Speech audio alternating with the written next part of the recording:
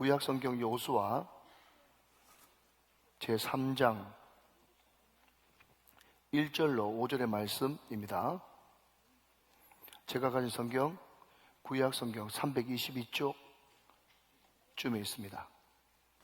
또 여호수아가 아침에 일찍 일어나서 그와 모든 이스라엘 자손들과 더불어 시딤에서 떠나 요단에 이르러 건너기 전에 거기서 유숙하니라. 사흘 후에 관리들이 진중으로 두루 다니며 백성에게 명령하여 이르되 너희는 레위 사람 제사장들이 너희 하나님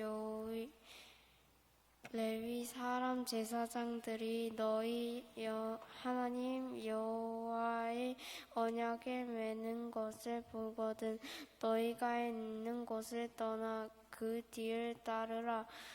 그러나 너희와 그 사이 거리가 2000규빗쯤 되게 하고 그것을 가까이 하지는 말라. 그리하면 너희가 행할 길을 알리니 너희가 이전에 이 길을 지나보지 못하였음이라 하니라.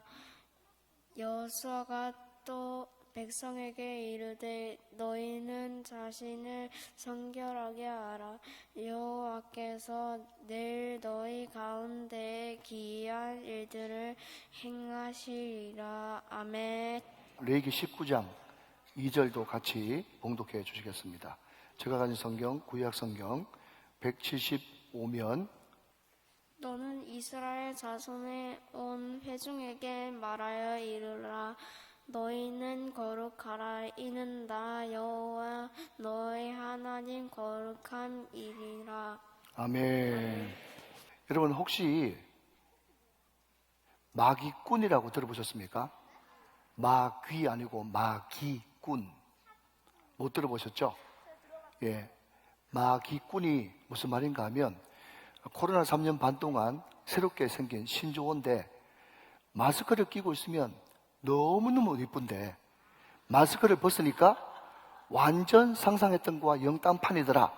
그래서 무슨 이런 사기꾼이 다 있냐. 그래서 마스크 플러스 사기꾼, 예, 그것을 합친 말이 마귀꾼이라고 하는 단어가 생겼다네요. 그러면 여러분 혹시 돌밥이라고 들어보셨습니까? 그게 무슨 말인지 잘 모르시겠죠? 이것도 코로나 시절 때 생긴 신조어인데요. 인원 제한 때문에 바깥에 나가서 식당에서 식사를 못하니까 온 가족들이 그냥 집에서 다 밥을 먹는 거예요. 그래서 가정주부들이 너무 힘든 게 가족들이 삼시 세끼 다 먹으니까 돌아서면 밥 해야 되고 돌아서면 밥 해야 된다. 그래서 돌밥 이런 신조어가 생겼답니다. 그 외에도 제가 보니까 웨미나라는 단어도 있다네요. 그게 뭔가 하면 웹 플러스 세미나. 우리 모든 것이 다 줌으로 이제 다 회의를 하지 않습니까? 세미나도 웹으로 한다 그래가지고 웹미나도 있고요. 축캉스라고 추석이나 설 명절 때 고향에 못 가고 다 있으니까 그때 그냥 못 갔던 바캉스나 가자. 그래서 추석 플러스 바캉스 합한 말이 축캉스라는 말이 있답니다. 여러분, 코로나 3년 반 동안 참 우리는 이때까지 한 번도 경험해보지 못한 마스크 3년 반 시대를 지났습니다. 그런데 그 코로나 시절을 지나고 난 다음에 사람들 마음속에 어떤 불안감이 드는가 하면 많은 매스컴에서 학자들이 또 생각과 말이 보고서가 이 코로나는 아무것도 아니고 앞으로 이거보다 훨씬 더 심한 게 반드시 나타날 거다. 더 심한 전염병이 이제 우후죽순처럼 일어날 거다.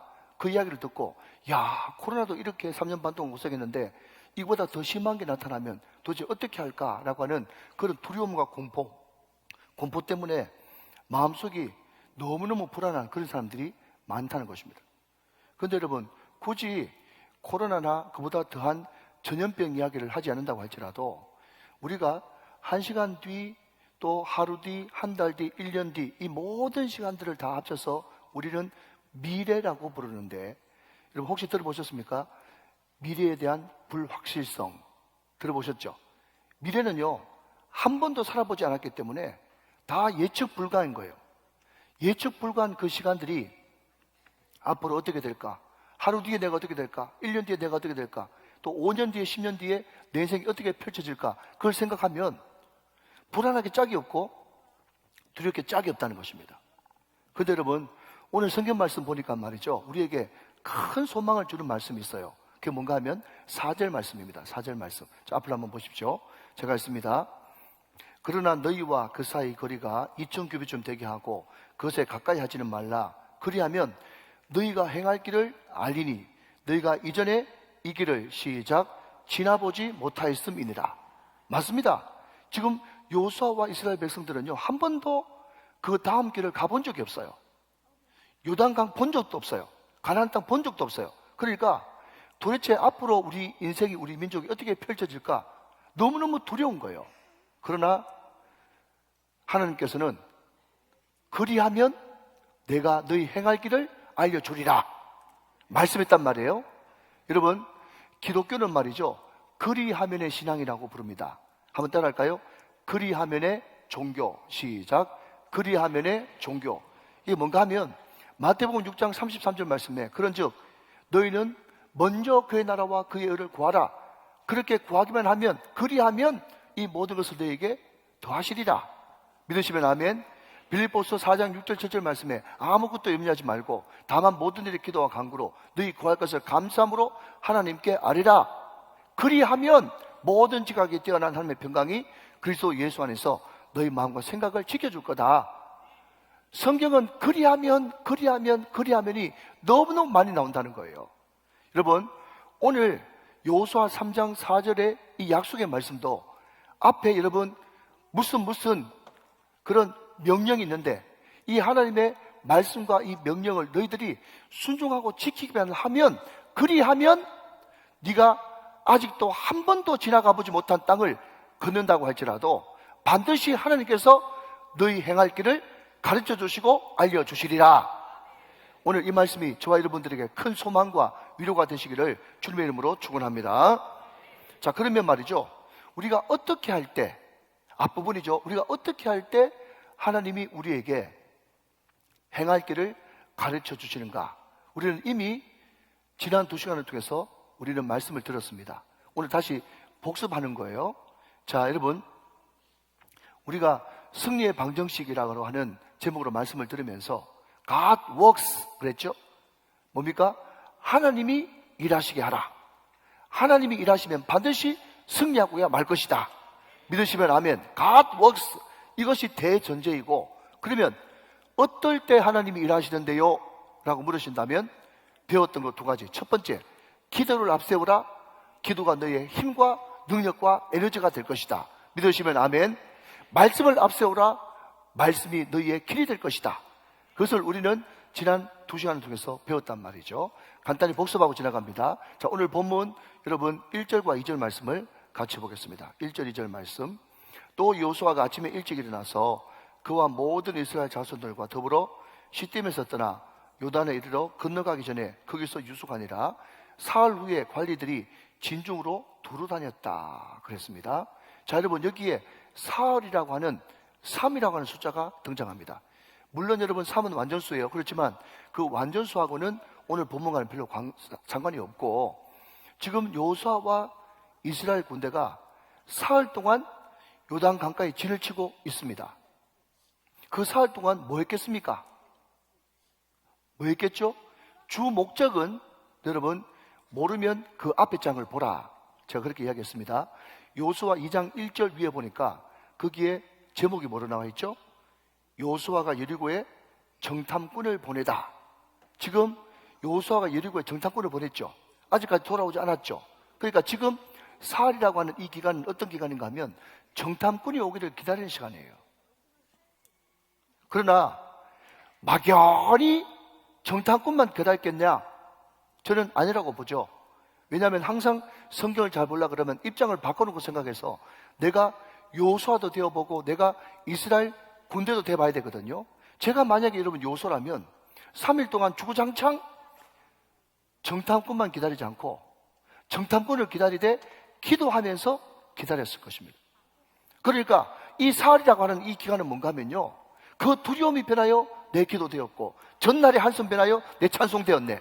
하나님께서 다시 한 번 더 나에게 담대함을 주시는 시간, 그 시간이 언젠가 하면 이 사흘이라고 하는, 이 3일이라고 하는 기간이었다 하는 것입니다.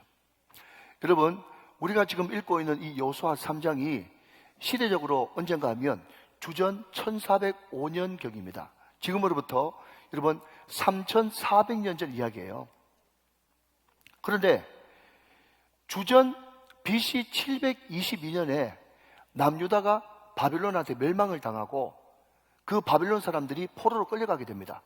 그 사이에, 그 70년 포로 생활 그 사이에 제국이 바벨론 제국에서 페르시아 제국으로 넘어가면서 페르시아 제국의 초대 왕이었던 고레스라고 하는 그 대왕이 말이죠, 이제 이 페르시아 제국에 있는 모든 식민지, 잡혀온, 포로로 끌려온 민족들은 자기가 원한다면 다 자기 고향으로 돌아가도 좋다. 그래서 이때 이스라엘뿐만 아니라 많은 사람들이 고향으로 돌아가는데, 이스라엘 사람들이 총 3번에 걸쳐서 포로 귀환을 하게 됩니다. 1차는 수룹바벨 총독에 의해서, 2차는 에스라 학살을 통해서, 세 번째는 느헤미야 총독을 통해서 1차, 2차, 3차 귀환을 하게 되는데, 근데 성경 말씀에 보면 에스라서의 2차 귀환이 등장하는데, 그때 어떻게 그 귀환이 이루어졌는가 하면, 그때 당시 페르시아 제국의 왕의 이름이 아닥사스다 왕이었는데, 이 에스라 선자가 굉장히 학식도 깊고 인품도 고매해가지고 굉장히 친하게 자주 만나서 이야기하는 사이였어요. 그런데 이 에스라가 이 아닥사스다 왕을 만날 때마다 하나님 자랑을 계속했거든요. 내가 믿는 하나님은 전능하신 하나님이고 능력의 하나님이고 마음먹으면 못할 것이 없는 하나님이십니다. 그렇게 막 자랑을 하는 와중에, 황제요, 그런데 우리 민족이 다시 고향 예루살렘으로 돌아가도 좋겠습니까? 라고 물었더니 너무 쉽게, 그래라, 가라, 네가 그냥 같이 가라, 그렇게 해가지고 2차 포로 귀환이 되게 됐거든요. 왕이 말이죠, 너무 감사하게도 은금 폐물을 잔뜩 줘가지고 에스라한테 가라고 너무 쉽게 허락을 하는 겁니다. 근데 여러분 보십시오, 은금 폐물 많죠. 자, 이 이스라엘 백성들이 다시 고향으로 돌아오는데 혼자 돌아옵니까? 아니면은 자기 처자들 다 데리고 옵니까? 가족 단위로 움직이게 되니까 처자들 다 데려온단 말이죠. 그러니까 여러분, 은금 폐물 많죠. 또 처자들 많이 있죠. 그러니까 당연히 그 엄청난 거리로 돌아올 때에, 여러분 아라비안 나이트라고 하는 그 동화책에서 봤듯이 반드시 사막에는 뭐가 있죠? 은금 폐물을 누리는 산적들, 도적들이 있단 말이죠. 그 사람들의 표적이 될 수밖에 없는 거예요. 그런데 문제는 뭔가 하면, 이 에스라가 보통 하나님 자랑을 안 해놓았으면 괜찮은데 자기가 엄청나게 하나님 자랑을 많이 해놓으니까 돌아가라고 그러니까 그때 돼서야 막상 군대도 좀 보내주십시오 하는 게 너무 체면이 안 서고 부끄러운 거예요. 여러분, 제가 이렇게 이야기하니까 목사님 성경에 없는 말 같이 하는 것 같이 보여지는데, 여러분 성경을 확인시켜 드리겠습니다. 에스라 8장 22절 말씀을 같이 보겠습니다. 자, 여러분 제가 파란색으로 표시해 놓은 그 부분만 저와 같이 한번 읽어보도록 그렇게 하죠. 시작. 길에서 적군을 막고 우리를 도울 보병과 마병을 왕에게 구하기를 부끄러워하였습니다. 그랬습니다. 여러분 용서하십시오. 에스라가 쪽팔려가지고 말 못하는 거예요. 왕한테 하나님 자랑 그만큼 해놨는데, 하나님은 능력의 하나님이시고 권능의 하나님이시고 만군의 여호와고, 그렇게 자랑을 잔뜩 해놨는데 막상 가라고 그러니까 불안해가지고 군대 좀 보내주십시오. 그 입이 안 떨어지는 거예요. 여러분, 이런 현실 상황을 만났을 때 우리는 두 가지밖에 방법이 없겠죠. 하나는 뭡니까? 염체불구하고 얼굴에 철판 깔고 군대 좀 보내달라고 이야기하든지 부탁하든지, 아니면 하나님 앞에 기도를 해결하든지, 이 두 가지 중에 하나밖에 없는 거죠. 그런데 이 에스라는 몇 번째를 택했을까요? 두 번째를 택했단 말이죠. 자, 여러분 성경 확인합니다. 바로 앞에 있는 에스라 8장 21절 말씀이에요. 제가 읽습니다. 그때 내가 아와 강가에서 금식을 선포하고 우리 하나님 앞에서 스스로 겸비하여 우리와 우리 어린 아이와 모든 소유를 위하여 평탄한 길을 그에게 강구하였다. 금식까지 하면서 하나님 앞에 기도했다는 거예요. 그러면 그 금식 결과가 어떻게 됐겠냐? 23절 말씀, 저와 같이 읽습니다. 같이요. 시작. 그러므로 우리가 이를 위하여 금식하며 우리 하나님께 간구하였더니 그의 응낙하심을 입었느니라. 아멘.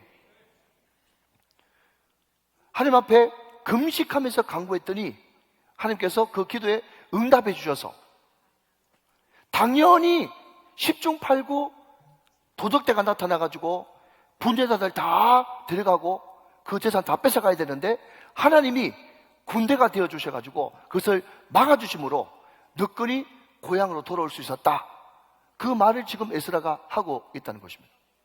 여러분, 어떤 사람이 이렇게 기도했습니다. 하나님, 내가 지금 큰일을 해야 되는데 너무 힘이 없고 힘이 빠집니다. 저에게 셈을 좀 주십시오. 능력을 좀 주십시오. 권능을 좀 주십시오. 이렇게 기도했더니 하나님께서 그 사람 기도한 대로 응답하지 않고 주님께서 말씀을 이렇게 하시다는 겁니다. I'm your strength. 내가 너의 힘이 될 거야. 내가 너의 권능이 될 거야. 내가 너의 반석과 바위와 피난처가 되어줄 거야. 그렇게 말씀하셨다는 거예요. 여러분, 이게 바로 성경적인 응답인 것입니다. 우리가 여러분 힘과 능력을 구했을 때 내게 무슨 힘이 와봤자 얼마나 오겠습니까? 그러나 주님께서 내 안에 들어오셔서 그분이 나의 힘이 되어주시고 그분이 나의 능력이 되어주시고 그분이 나의 편이 되어주시고 피난처가 되어주신다면 우리는 능히 이기고도 남음이 있는 역사가 나타나는 것이죠. 여러분, 이 기도가 얼마나 대단한 건가 하면요, 여러분, 우리가 신약 성경에 보면 그라사 지방에 군대 귀신 집힌 사람이 있었습니다. 군대 귀신 집혔어요. 그게 무슨 말인가 하면 귀신이 한 마리 두 마리 들어간 것이 아니라 귀신이 수백 마리 수천 마리가 때로 들어가 있단 말이죠. 여러분, 돼지 때 2,000마리가 한꺼번에 죽었다는 걸 보면 그 안에 귀신이 2,000마리가 더 들어가 있었다는 거예요. 그러나 그럼에도 불구하고 여러분, 우리가 기도하면 또 우리가 금요 성령 집회처럼 합심하여 기도하면 그 기도가 어떤 기도인가 하면요, 이름하여 군대 기도라고, 기도 군대라고.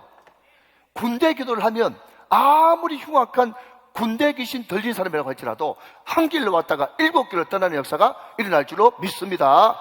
우리가 강력하게 기도하면 하늘에 있는 불말과 불병거가 우리 편에 되는 역사가 일어날 줄로 믿습니다. 여러분, 기도는요, 우리에게 셈을 대주고 우리 마음속에 있는 모든 두려움을 싹 없애주는 능력의 방편이다 하는 것입니다. 오늘 저와 여러분에게 이런 기도가 있으시기를 주님의 이름으로 축원합니다. 또 하나, 여러분, 승리의 방정식 두 번째는요, 말씀이요, 말씀. 자, 우리가 지금 복습하는 겁니다. 3절 4절 말씀 같이 봅시다. 백성에게 명령하여 이르되 너희는 레위 사람 제사장들이 너희 하나님 여호와의 언약궤 매는 것을 보거든 너희가 있는 곳을 떠나 그 뒤를 따르라. 4절. 그러나 너희와 그 사이 거리가 2,000규빗쯤 되게 하고 그것에 가까이 하지는 말라. 그리하면 너희가 행할 길을 알리니 너희가 이전에 이 길을 지나보지 못하였음이니라 하니라. 그랬습니다. 자, 여러분, 다시 한번 3절 띄워주시면, 성경의 법은요, 언약궤, 하나님의 말씀과 임재를 상징하는 언약궤는 레위 자손, 레위 사람 중에 고핫 자손이 매게 돼 있어요. 그런데 이때는 특별히 그 언약궤를 먼저 모범을 보이기 위해서 레위 족속 제사장이 매라 이렇게 이야기하고 있어요. 그리고 언약궤를 뭐라고 별명 붙였는가 하면 하나님 여호와의 언약궤입니다. 보통 언약궤가 아니라 하나님의 임재가 떠나버리면 그것은 사과산자에 불과하지만 하나님의 임재가 있고 하나님의 말씀이 발동하는 그 언약궤는 하나님 여호와의 언약궤인 것입니다.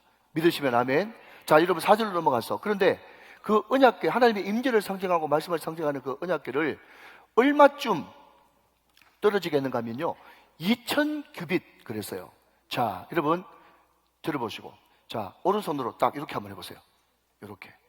자, 그리고 왼손으로 손끝을 잡고 팔꿈치를 잡고, 요게 한 규빗. 시작. 한 규빗입니다. 요게 한 규빗이거든요. 성경에 규빗이 많이 나옵니다. 근데 보통 40cm에서 50cm, 그래서 평균에서 한 45cm가 한 규빗이라고 그렇게 정하는데, 저는 개인적으로 계산하기 좋기 위해서 그냥 규빗의 반을 딱 잘라가지고 뒤에 메탈을 붙여버리면 정확하게 이제 메타 개념이 머릿속에 들어오는 겁니다. 자, 그러면 여러분 2,000규빗 반이 얼마죠? 거기에다가 밑을 붙이니까 1000m쯤 떨어지게 해라 그랬어요. 절대로 가까이 하지 말고 1000m 거리를 유지해라. 언약궤를 맨 제사장이 그 백성들 본대 앞에 얼마? 1km 앞에 가라. 그렇게 이야기했단 말이죠. 왜 그러냐? 이유가 뭐냐면 지금 이스라엘 백성들이 적게는 200만, 많게는 250만, 300만을 잡습니다. 울산 시민들보다 더 많아요, 지금. 그러면 그 200만 이상 되는 사람들이 하나님의 언약궤를 다 쳐다보기 위해서는 얼마쯤 떨어져야 되는가 하면 1km쯤 떨어져서 갈 때 200만, 300만이 다 볼 수가 있는 거예요. 모든 이스라엘 백성들이 한 사람도 예의 없이 다 언약궤만 쳐다봐야 됩니다. 다른 데 시선을 돌리면 안 돼요. 언약궤만 쳐다봐야 되는 것입니다. 그 언약궤만 쳐다보고 갈 때 그 언약궤가 너에게 길이 될 것이다. 그렇게 말씀하고 있다는 거죠. 여러분, 이 말씀을 들으면서 이 찬양이 생각나지 않습니까? 모든 시선을 주님께 드리고 살아계신 하나님을 느낄 때 내 삶은 주의 역사가 되고 하나님이 일하기 시작하네. 아멘이십니까? 모든 시선을 주님께만 집중할 때 그때 전능하신 하나님, 살아계신 하나님을 느끼게 되고 내 삶은 주의 역사가 되고 하나님이 일하기 시작한다는 거예요. 믿으시면 아멘. 여러분, 기도가 없을 때는요, 말씀이 없을 때는 모든 것이 혼동이요, 어두컴컴함이요, 방황이요, 어지러움입니다. 그러나 말씀이 내 마음속에 장착될 때, 말씀을 앞세울 때, 기도를 앞세울 때 모든 것이 명확해지고 확실해지고 뚜렷해지는 것이죠. 그런 은혜 받으시기를 주님의 이름으로 축원합니다. 내 마음속에 하나님이 뚜렷하게 계셔도 여러분 일이 될까 말까인데 모든 것이 어지럽고 방스럽고 혼돈스러우면 어떻게 일이 되겠냐 하는 거죠. 승리할 수 없다는 것입니다. 지금 여러분 설교를 지금 승리의 방정식으로 듣고 있는 것은 아시죠? 네, 바로 그겁니다. 여러분, 오늘 본문 뒤에도 보면요, 어떤 내용이 나오는가 하면 하나님께서 요단강을 도와 건너가라 그렇게 이야기했는데 그 요단강을 건너가는 시기가 언젠가 하면요, 우기였어요. 우기. 이것을 옛날 성경에는 몸에 거두는 시기 그렇게 이야기했어요. 여러분, 뭐는 뭐죠? 밀이죠. 맥은요, 보리죠. 근데 이 시기가 언젠가 하면 이스라엘 절기로 초실절과 오순절 사이입니다. 태양력으로 하면 4월달에서 6월달 사이, 그때 비가 많이 왔거든요. 자, 그림 보여드리겠습니다. 보여주시죠. 자, 위에 그림이요, 요단강 건기입니다. 한 넓이는 한 30m 정도 되고 깊이는 1m예요. 근데 저것도요, 성지순례를 가보면 가장 깊은 곳이 저렇고 건기 때는 그냥 개천 지나가는 거 그렇습니다. 아니, 이게 요단강이란 말인가 할 정도로 완전 실개천이에요. 실개천. 좀 깊은 곳이 30m, 1m입니다. 근데 여러분, 우기가 되어지면 전혀 말이 달라집니다. 깊이가 3, 4m가 되어지고 또 강의 폭도 엄청나게 넓게 넓어지는 거예요. 그때는 물이 가득 차서 막 물이 막 내려가기 때문에 감히 거기에 들어갈 엄두를 못 내는 그런 시기가 바로 우기, 지금 이야기하는 몸에 거두는 시기라는 거예요. 자, 그러면 여러분 이제 지우고 묻습니다. 들어보십시오. 그 요단강을 건너가는 그때가 언제 가장 좋은 겁니까? 물이 없을 때입니까? 물이 많을 때입니까? 언제입니까? 많은 사람들이 물이 없을 때라고 이야기합니다. 만약에 여러분 이때 여호수아가, 만약이 아니고 이때 여호수아가 그 요단강을 건너가자고 했을 때, 우기에 요단강을 건너가자고 했을 때 그게 똑똑한 사람들이 그렇게 이야기했을 겁니다. 여호수아요, 우리가 광야에서 40년 동안 보냈는데 몇 달 못 보낼 거 뭐 있겠습니까? 몇 달 기다렸다가 완전히 건기 때 요단강 마르면 건너갑시다. 합리적이에요? 안 합리적이에요? 합리적이죠. 맞는 이야기죠. 많은 사람들이 아니 40년 동안 뺑뺑이 돌았는데 그 몇 달 못 기다려가지고 지금 건너간단 말인가? 그렇게 의구심을 가지고 마음속에 여러분 어려운 사람도 있을 거예요. 그렇지만 여러분 가장 좋은 때, 하나님의 때가 언젠가 하면요, 물이 많을 때도 아니고 물이 적을 때도 아니고 하나님이 말씀하실 때가 가장 좋은 때인 줄로 믿으시기 바랍니다. 하나님이 말씀하실 때, 그때가 가장 좋은 때고 바로 그때가 타이밍이고 적기인 것이에요. 하나님이 대책이 다 있으시니까 건너오라고 하는 것이지, 대책 없는데 건너오라고 할 리가 만무하지 않습니까? 여러분 저는 그래서 그 말 참 좋아합니다. 여러분, 베드로가 그 밤중에 예수님을 이 갈릴리 바다에서 만났죠. 그 물을 걸어가신 예수님을 만나니까 베드로가 너무 사모돼가지고 주여 나도 오게 하소서 오라 그랬죠. 그럼 그때 생긴 말이 뭔가 하면요, 주님이 오라니까 가지 뭐, 가다가 빠지면 건져주시겠지 뭐, 그래도 안 건져주시면 천국 가지 뭐. 이 굉장히 유명한 말이거든요. 아직 못 알아듣는 분이 두 분 계십니다. 예, 주님이 오라고 하시니 가지 뭐, 가다가 빠지면 건져주시겠지 뭐, 안 건져주시면 천국 가지 뭐. 이게 믿음이라는 거예요. 이게 믿음. 여러분, 믿음은요, 제가 정의하는 정의는 믿음은 선택과 결단입니다. 그러니까 믿음이 우리 마음속에 들어오면 갑자기 있던 두려움이 한순간에 사라지는 것이 아니라, 그럴 수도 있겠지만 믿음이 우리 안에 들어오면 어떤 일이 벌어지는가 하면요, 두려워도 힘들어도 주님이 가라고 하니까 가고 하라고 하니까 하는 것이 믿음인 것입니다. 믿으시면 아멘. 믿음은 두려움이 한순간에 없어지는 게 아니에요. 믿음은 두려워도 주님께서 하라고 하시니까 하고 주님께서 가라고 하시니까 가는 것이에요. 하나님께서 사막으로 내모시면 사막으로 가고, 요단강에 우기때 건너가라 그러면 발을 내딛는 것입니다. 아무 대책이 없어 보이지만 주님이 가라고 하시니까 먼저 앞장선 제사장이 언약궤를 메고, 하나님의 임재를 상징하는 언약궤를 메고 요단강에 발을 넣었더니 요단강이 끊어지고 물이 말라지는 역사가 일어났다는 거예요. 여러분, 홍해와 요단강의 차이점입니다. 홍해는 먼저 가기 전에 갈라졌지만 요단강은 그 물에 발을 담글 때 요단강 물이 멈췄다는 사실이에요. 여러분, 제가 공부를 좀 해보니까요, 여러분 여기 16절 말씀에 보시면요, 16절 말씀 그냥 성경 한번 보세요.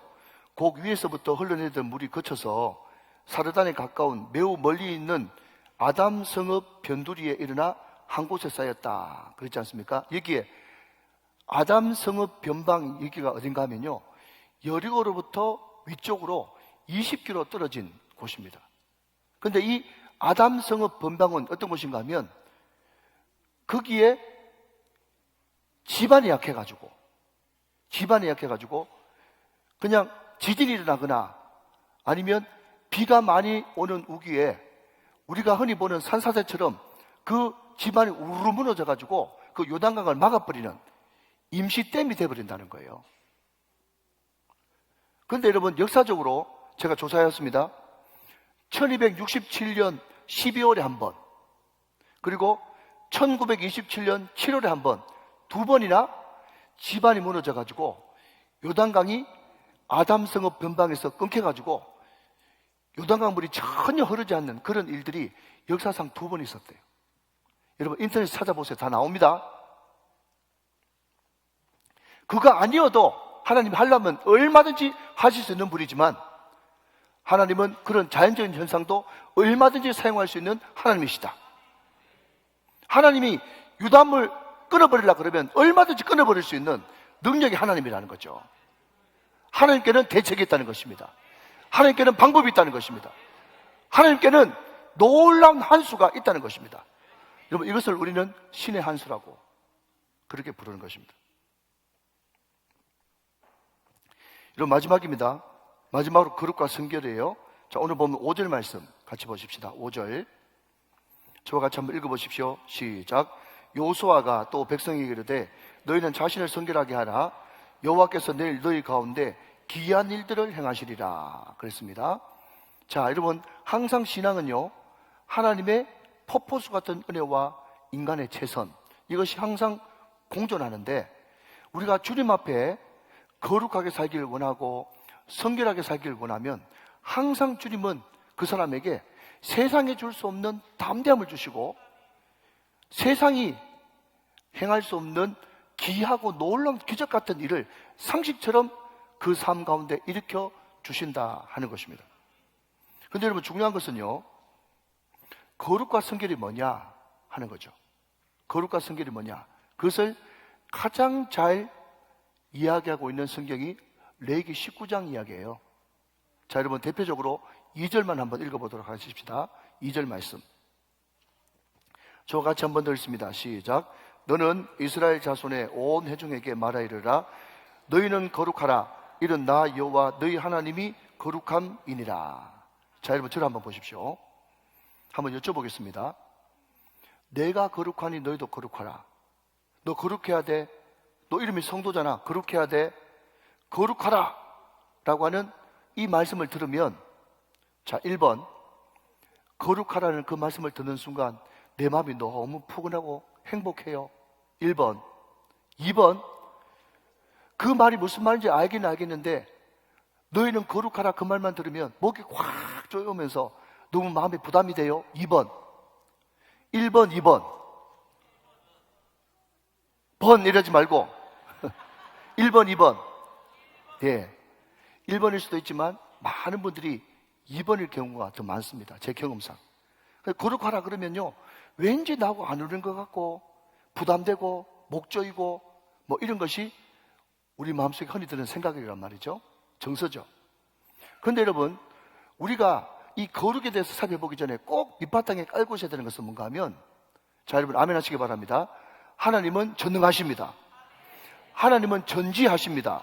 하나님은 나보다 나를 더 잘 알고 계시는 줄로 믿으시면 아멘 하시기 바랍니다. 하나님은 나보다 나를 더 잘 알아요. 그러나 그럼에도 불구하고 하나님은 우리에게 뭐라고 요구하시는 거니까, 내가 거룩하니 너희도 거룩하라. 무슨 말입니까? 하나님이 도무지 거룩이 불가능한데, 나한테는 그런 일이 있을 수 없는데, 나는 거룩하고 관계가 뭔데 우리한테 숙제처럼 강요하면서 거룩해라, 안 되는 걸 갖다가 거룩해라, 그렇게 말씀하시겠냐는 거예요.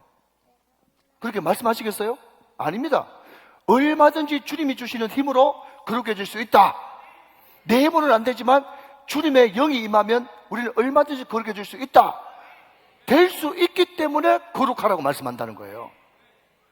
여러분, 처음부터 나는 죄인 중에 개수고 나는 막 죄덩어리고 원수덩어리고 그렇게 자꾸 자기를 비하시키지 말고, 하나님이 얼마나 우리를 높이 봤으면 내가 거룩하니 너희도 거룩하라, 얼마든지 너희들이 주님 안에서 거룩할 수 있다는 것을 말씀하고 있다는 거죠. 이것을 전제로 깔고 있어야 된다는 말이죠. 여러분, 포기하지 마십시오. 거룩을 포기하지 마십시오. 우리의 존재 목적은 행복이 아니라 거룩입니다. 우리가 왜 사느냐 물어보면 거룩하기 위해서 산다고 그렇게 말씀해야 돼요. 행복이 우리의 목적이 아니에요. 우리 인생의 목적은 거룩입니다. 거룩.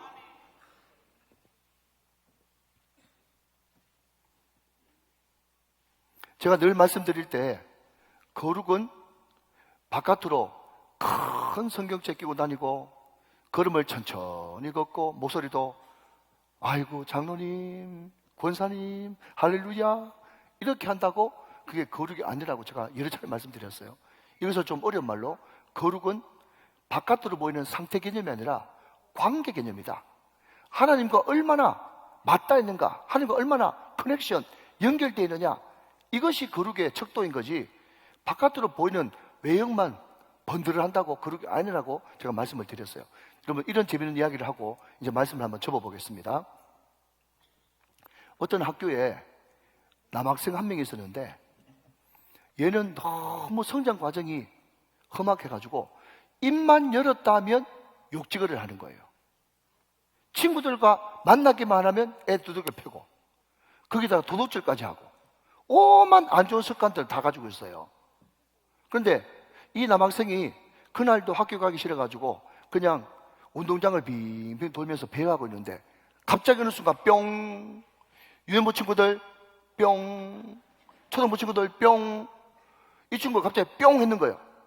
뭐 때문에 뺑했냐 보니까 어떤 여학생이 지나가는데 너무너무 예쁜 거예요. 천사처럼 예쁘고, 알고 보니까 공부도 잘하고 마음씨도 착하고 모든 사람들이 완전 천사같이, 야, 쟤는 정말 천사 아니야? 할 정도로 너무너무 완벽한 어떤 여학생을 만났는데 걔한테 완전 뿅 가버린 거예요. 자, 여러분, 이 남학생이 일방적으로 그 여학생을 사랑하게 됐습니다. 여러분, 그럼에도 불구하고 이 남학생이 전혀 행동이 안 변할까요? 그럴 수가 없죠. 그 여자친구를 정말 자기가 마음속에 연모하고 사랑한다면 당연히 그 여학생에는 도서관에 갈 수밖에 없고 옷차림도 반듯하게 할 수밖에 없고 모든 것을 모범적으로 할 수밖에 없는 거예요. 여러분, 중요한 것은 만약에 그 남학생이 그 여학생보다 자기를 더 사랑한다면 절대로 그 여학생한테 안 끌려가죠. 그 여학생을 자기처럼 만들겠죠. 반대로 여러분, 자기보다 그 여학생을 더 사랑한다면 자기가 이때까지 했던 모든 것들을 끊고 바꾸겠죠. 마찬가지로 여러분, 하나님도 마찬가지라는 겁니다. 내가 만약에 하나님보다 나를 더 사랑한다면 절대로 안 바뀌겠죠. 자기 애 때문에. 그렇지만 나보다 하나님을 더 사랑한다 그러면 하나님처럼 되려고 노력하겠죠. 애쓰겠죠. 바꾸겠죠. 그것을 가지고 여러분, 그것을 거룩이라고 이야기한다는 거예요. 여러분, 그렇기 때문에 거룩은 상태 개념이 아니라 관계 개념이다 하는 것입니다. 자, 그러면 여러분, 거룩이 그러면 구체적으로 뭐냐? 거룩이 구체적으로 뭐냐? 그러면 기도 많이 하고 말씀 많이 읽고 하루 종일 교회 있다고 그게 거룩이냐? 바꿔 말하면 종교적으로 충실하게 한다고 그게 거룩이냐? 물론 그게 거룩일 수 있겠죠. 그렇지만 성경 레위기 19장은 도대체 거룩을 뭐라고 이야기하는가? 그것을 다음 주에 살펴보자 말이에요. 다음 주에. 여러분, 다음 주에 여러분 레위기 19장을 살펴보시면 거룩이 절대로 종교적인 것만 아니라는 것을 확실하게 보게 될 것입니다. 자, 여러분, 말씀했습니다. 오늘 말씀의 요약입니다. 사람들은 누구나 미래, 한 번도 살아보지 않은 미래 생각하면 불안하고 두렵고 초조하고 염려됩니다. 그러나 우리 믿는 사람들은 여러분, 놀라운 축복을 받았습니다. 하나님께서 우리 가야 될 것을, 우리 가야 할 길을 가르쳐 주신다고 말씀하고 있기 때문에 그렇습니다. 자, 어떤 사람에게 가르쳐 줍니까? 띄워주시면. 첫 번째, 시작. 기도를 앞세우면 하나님이 힘이 되시고 능력이 되십니다. 아멘. 말씀을 앞세우면 하나님이 길이 되시고 인도해 주십니다. 아멘. 거룩을 앞세우면 하나님이 반드시 우리에게 담대함과 용기를 주십니다. 아멘. 오늘 이것이 여러분의 삶의 귀한 승리의 방정식이 다 되시기를 주 예수 그리스도의 이름으로 축원합니다. 축복합니다. 축원합니다.